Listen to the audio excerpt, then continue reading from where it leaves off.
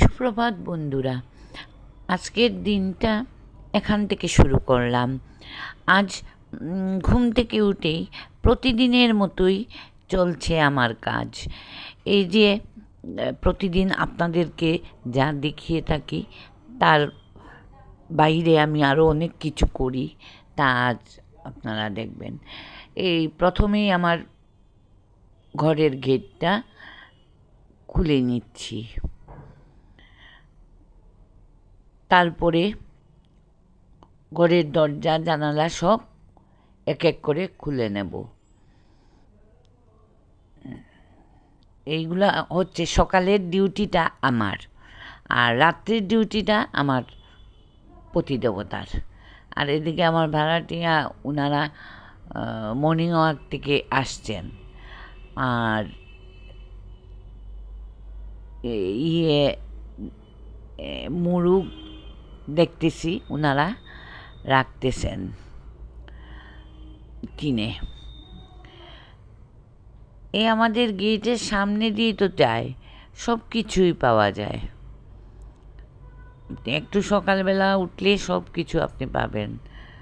মাছ বাসায় নিয়ে আসবে, এইগুলা সব মিলে। যাই হোক, সব দরজা জানলা খুলে এখন আমার অন্যান্য কাজের ইয়েতে চেষ্টা করতে থাকবো। এদিকে ড্রয়িং রুমের দরজা, আচ্ছা, আমি গেটটা খুলে তো বের হয়েই গিয়ে দেখলাম ওনারা রাখতেছে মুরগ। এসে আমার ঘরের সব দরজা জানালা খুলতেছি। মেয়ে উঠে গেছে।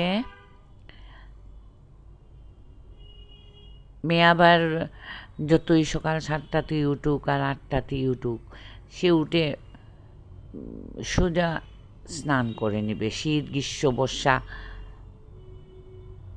এটা তার অভ্যাস।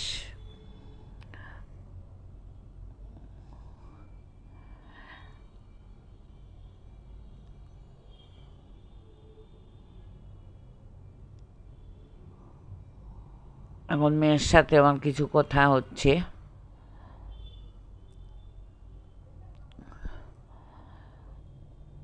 চার জল বসানো হয়েছে। মেয়ে আজকে বসিয়েছে, আমি বসাই নাই।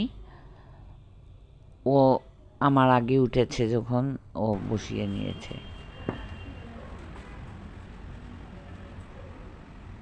আর চা খেয়ে তারপরে এদিকে আমার চা আমি নিয়ে আসলাম।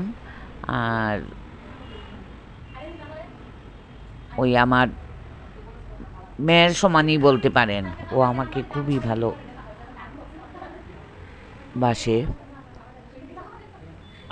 বললাম যে আমার এত বিপদের মধ্যে ও সবসময় আমার পাশে থাকে। ও তার মেসোর চাটা নিয়ে দিয়ে আসলো।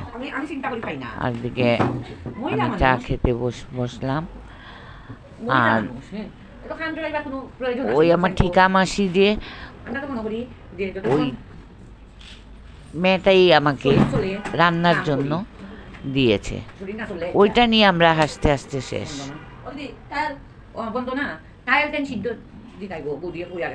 কালকে আমার ছেলের বউ, নাতিন, তারা বাবার বাসার থেকে আসছে। এদিকে ছেলের শাশুড়িকেও বলা হয়েছে খাওয়ার জন্য। তেমনিতেই বউ যখন বাইরে থেকে আসছে, ওরা নিজেরা কি রান্না করে খায়, আচ্ছা আমরা একটু ভালো মন্দ রান্না করে খাওয়াই, এইটাই। মহিলাকে বলছি আমি ঘুম থেকে উঠেই সব কিছু বের করে দিয়ে যে এইগুলা ভিজাও। আমি ছাদের উপরে গেছি, ওই মেয়েটা আসছে, তারে কর যে আমি এত রান্না করব কীভাবে। আর তাই আস্তে আস্তে শেষ হয়ে যার গিয়া।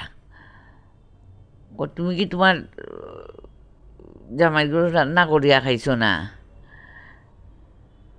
ওই না রে বাবা, আমিও তো সব মানুষও রান্না করতে পারতাম না। এরপরে কইল একজন মানুষে খাইতা আবার এত সব কিতা।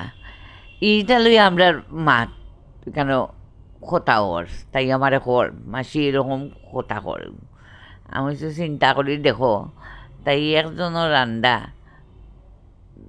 দেরিয়া বউ তো আমার গরুরও হয়তো নাই, ওর বাবার বাড়ি গেছে, নাই তো ওখান আমার গরুই থাকতো। কিন্তু ও মা একজন, ও একজনও রান্দা তাই ইয়র না। ওটা মাথি উঠিয়া কইলাম যে আসলে মানুষের কাজ রেডিও তো ডরায়।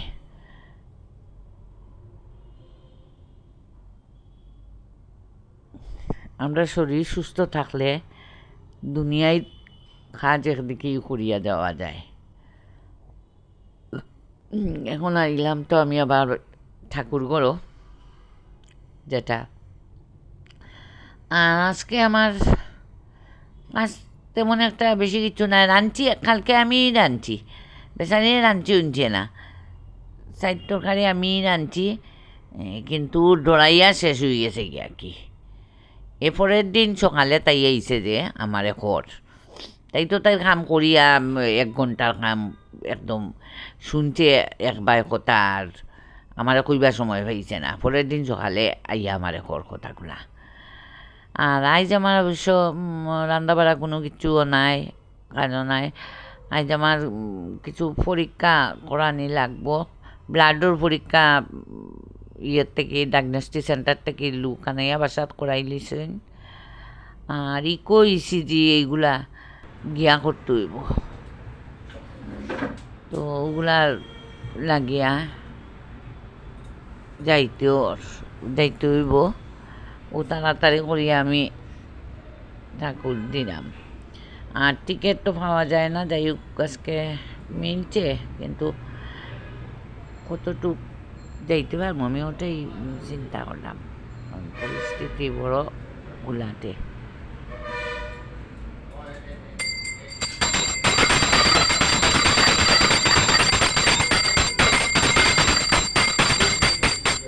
এরপরে ধুনাবাতি দিয়া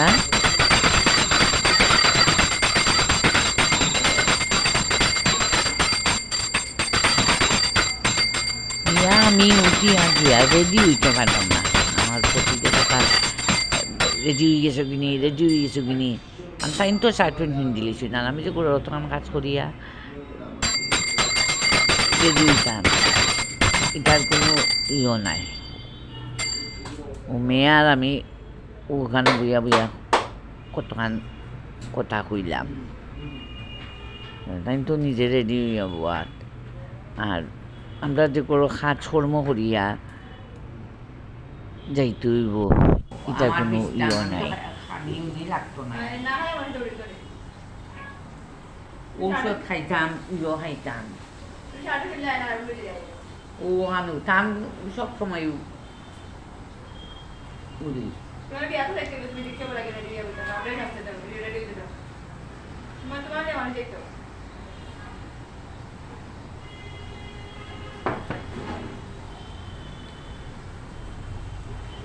এই দেখেন কলা আর মুড়ি। আমি অলরেডি ডায়াগনস্টিক সেন্টারে আইসি, আইয়া আমার ওইখানে সব করবার লাগে খুব ভিড়। দেখুন যতটা ডায়াগনস্টিক সেন্টারে রইব সবগুলাতেই ভিড় পাইবা, কোনো ইয়ে নাই অত ওই তখন আমার এত রুগীর, রুগীরও শেষ নাই, রুগীরও শেষ নাই। এই আপনারা হয়তো আমার ভিডিওতে আমাকে দেখে বুঝতে পারতেছেন যে আমি অনেক তাই চাদর উঠে গেছে।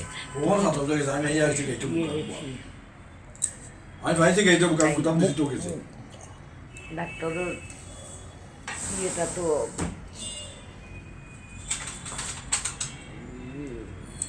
ইয়েটা পাইছিলাম না, আজকে যথারীতি পাইছি, তাও আবার রাত 10টার পরে, ওই দিনের মতো। আজকে আর মিস করবো না, যাব। আর এর আগে কিছু পরীক্ষা ছিল, ওইটা ইকো, ইসিজি আর ব্লাডের কিছু পরীক্ষা। ব্লাডের পরীক্ষাগুলো বাসাতে এনে করিয়ে নিয়েছি। আর ইকো ইসিজি ওইটা তো বাসাতে করা যাবে না, তাই গিয়ে একটু বসে করিয়ে চলে আসছি।